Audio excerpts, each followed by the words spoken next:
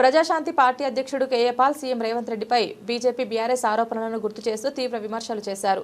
రేవంత్ రెడ్డి 2 సంవత్సరాల పాలనలో విఫలమయ్యారని, హిల్ట్ పథకంలో 9,300 ఎకరాలను అమ్మి 5 లక్షల కోట్ల కుంభకోణానికి కారణమయ్యారని, ఎన్నికలకు ముందు ఇచ్చిన వాగ్దానాలను నెరవేర్చలేదని అన్నారు. సీఎం వెంటనే రాజీనామా చేయాలని డిమాండ్ చేశారు. మరో 17 కేసులు వేస్తానని చెప్పారు. తెలంగాణ ముఖ్యమంత్రి రేవంత్ రెడ్డి ముఖ్యమంత్రి పదవిని తీసుకొని 2 సంవత్సరాలు అయింది.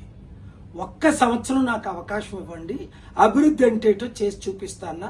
నేను కూడా ఆయనకు పూర్తి మద్దతుగా సీఎం కాకముందు, సీఎం అయిన తర్వాత ఒక 10-15 స్టేట్మెంట్స్ ఇవ్వడం మీరు చూశారు.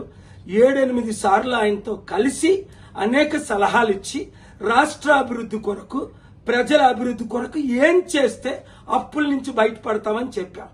కానీ ఆయన వినలేదు సరికదా, ఎగ్జాక్ట్ గా ఆపోజిట్ చేసి నేను ఇచ్చిన సలహాలకు అన్నిటికీ వ్యతిరేకంగా పనిచేసి ఈ రోజు తెలంగాణ రాష్ట్రం మీ అందరికీ ఓట్లు వేయమన్నాను.